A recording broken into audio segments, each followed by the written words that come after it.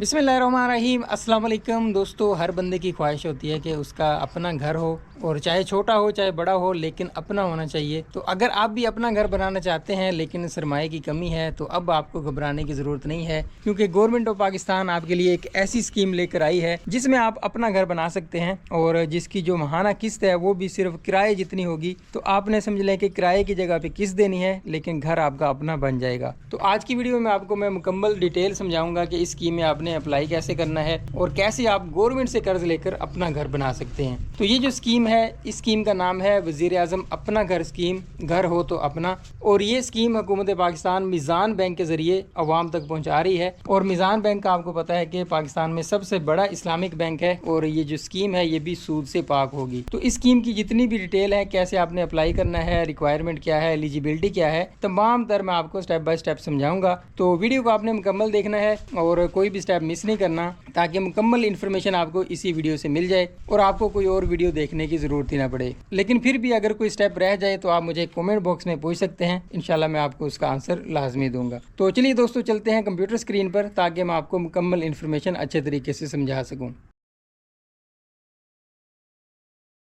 Welcome back दोस्तों। Government की जो स्कीम है इसका नाम है वज़ीर आज़म अपना घर प्रोग्राम, घर हो तो अपना। ये जो स्कीम है इसकी मैं मुकम्मल डिटेल आप दोस्तों के साथ शेयर करने लगा हूँ। तो हुकूमत पाकिस्तान ने ये स्कीम शुरू की है अफोर्डेबल जो हाउसिंग स्कीम थी उसको मद्देनजर रखते हुए, ताकि लोग अपना घर बना सकें और आसान एक साथ पर बना सकें। इसीलिए स्कीम का नाम अपना घर रखा है। तो इसमें सब्सिडी भी शामिल है, और ये इस्लामिक हाउसिंग स्कीम है। यहाँ पे आप पढ़ भी सकते हैं कि इसके अंदर सूद का आंसर शामिल नहीं होगा, शरिया कंप्लाइंट है ये, और फुल्ली तौर पर ये सूद से पाक स्कीम है। तो इसके जो की फीचर्स हैं वो इन्होंने यहाँ पे मेंशन किए हैं। तो इस बार ये जो स्कीम आ रही है 10 मिलियन के साथ आ रही है, यानी कि आप 1 करोड़ तक का लोन ले सकते हैं। तो जाहिर है अगर आप 1 करोड़ का लोन ले रहे हैं तो आपकी जो माहाना किस्त है वो भी काफी ज्यादा बनेगी। तो इसलिए अगर आप कम लोन लेंगे तो आपकी किस्त भी कम बनेगी। तो जैसे अपना घर अपनी छत स्कीम था, उसके अंदर मैक्सिमम 15 लाख दिया जा रहा था, जिसकी माहाना किस्त तकरीबन 14,300 रुपए बन रही थी, लेकिन उसके अंदर इक्विटी नहीं थी, यानी कि आपने उसके अंदर कोई 1 रुपया भी नहीं देना था। लेकिन इस स्कीम के अंदर इन्होंने इक्विटी रखी है जो कि 10% है, यानी प्रॉपर्टी का 10% आपको देना होगा। तो इसलिए इसमें आप 1 करोड़ रुपए तक का लोन ले सकते हैं। और रेंट जो आप देंगे, यानी कि जो आपकी किस्त होगी, उस पे जो बैंक अपने चार्जेस लेगा वो 5% होंगे पहले 10 साल के लिए, प्लस काइबोर होगा।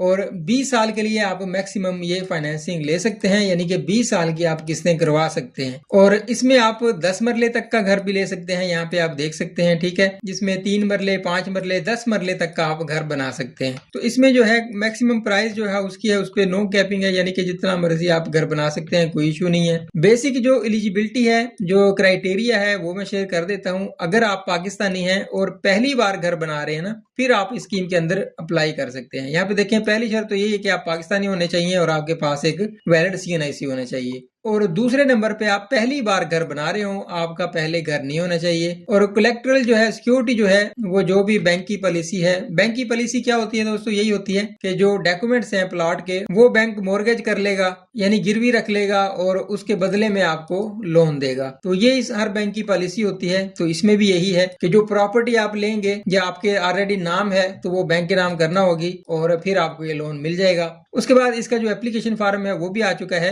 अगर आप सैलरी पर्सन है तो उसके लिए अलग है, वो ग्रीन कलर का फॉर्म है। अगर आपकी इनफॉर्मल इनकम है तो फिर पिंक फॉर्म है। अगर आप बिजनेसमैन है तो फिर आपका ब्लू फॉर्म है। तो ये किस तरह का होगा, यहाँ पे मैं आपको ये भी दिखा देता हूँ कि ये इस तरह का फॉर्म होगा। सबसे ऊपर तो स्कीम का नाम लिखा होगा, और यहाँ पे आप डेट लिखेंगे, फाइनेंसिंग लेने का मकसद लिखेंगे कि आप ये जो लोन ले रहे हैं वो उसका मकसद क्या है। यानी आप हाउस या अपार्टमेंट या फ्लैट परचेज करना चाह रहे हैं तो यहाँ पे टिक करेंगे, या प्लॉट प्लस तमीर, यानी प्लॉट भी लेना है, तमीर भी करनी है, तो फिर यहाँ पे टिक करेंगे। अगर प्लॉट आपके पास ऑलरेडी मौजूद है, सिर्फ कंस्ट्रक्शन करनी है, तो फिर यहाँ पे क्लिक करेंगे। यहाँ पे टोटल रकम लिखेंगे कि कितनी आपको चाहिए। बाकी इक्विटी जो है वो भी आप यहाँ पे लिखेंगे कि आप कितनी दे सकते हैं।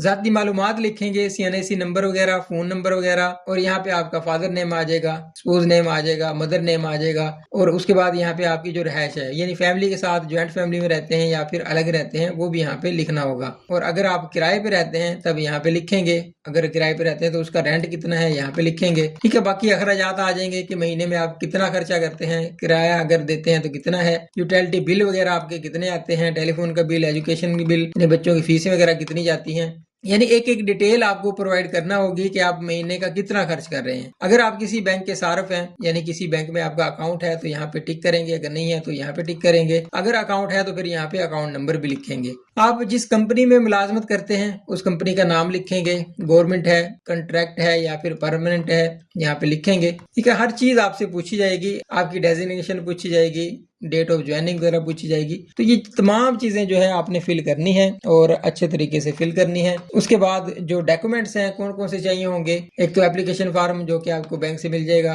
और उसके बाद है प्रोडक्ट डिस्क्लोजर शीट, ये भी आपको बैंक से मिल जाएगी। अगर आप अपना कोई को पार्टनर बनाते हैं तो उसकी भी फोटोकॉपी शनाख्ती कार्ड की आपकी भी चाहिए होगी, और उसके बाद पासपोर्ट साइज की तस्वीरें चाहिए होंगी, और एक स्टाम्प चाहिए होगा जो कि पहली बार मकान की मलकियत का इकरारनामा है कि आपके पास पहले घर नहीं है, आप पहली बार घर बना रहे हैं। उसके बाद जो प्रूफ ऑफ अलॉटमेंट है या फिर प्रॉपर्टी के जो भी डॉक्यूमेंट्स हैं वो आपको प्रोवाइड करना होंगे। तो ये सारी चीजें आपने देख लेनी है। ठीक है, उसके बाद मुलाजमत का जो सबूत है वो आपको देना होगा, और उसके बाद आपकी जो सैलरी स्लिप वगैरह होगी वो आपको प्रोवाइड करना होगी, यानी आमदनी के सबूत देना होंगे। और 6 महीने की आपको स्टेटमेंट भी देना होगी अगर आपका बैंक अकाउंट है। तो स्टेटमेंट जो है वो 60 दिन से ज्यादा पुरानी नहीं, यानी कि 2 महीने से ज्यादा पुरानी नहीं होनी चाहिए। तो ये सारी चीजें आपने एप्लीकेशन के साथ ही प्रोवाइड करनी है और अपनी एप्लीकेशन दे देनी है। तो अब मैं आपको बताता हूँ कि अगर आप फॉर्म फिल करना चाहते हैं तो फॉर्म भी फिल कर सकते हैं, अगर आप ऑनलाइन अप्लाई करना चाहते हैं तो फिर आप ऑनलाइन भी कर सकते हैं। उसका तरीकेकार क्या होगा वो भी मैं आपको दिखा देता हूँ। यहाँ पे सारी स्कीम की जो खूबियां हैं वो इन्होंने बयान की हैं, और इसकी जो प्रोसेसिंग फी है वो भी नहीं है। ये देखें, प्रोसेसिंग चार्जेस बिल्कुल नील है। लीगल रिपोर्ट चार्जेस ये क्या होते हैं कि जो प्रॉपर्टी की वैल्यू है वो कंसीडर की जाएगी, उस पे जो खर्चा आएगा वो जो है आपको देना होगा, जो भी होगा एट एक्चुअल, यानी जो भी उस वक्त होगा वो आपको प्रोवाइड करना होगा। एक तो लीगल रिपोर्ट चार्जेस है और दूसरा है प्रॉपर्टी वैल्यूएशन चार्जेस, ये दोनों आपको देना होंगे। और इनकम एस्टिमेशन चार्जेस जो है ये बिजनेसमैन का आपको देना होगा। अगर आप बिजनेसमैन है तो सैलरी वालों का तो जाहिर है सैलरी आ जाती है, सैलरी स्लिप लगी होती है, उसमें पता होता है कि इतनी सैलरी है और इतने खर्चे हैं।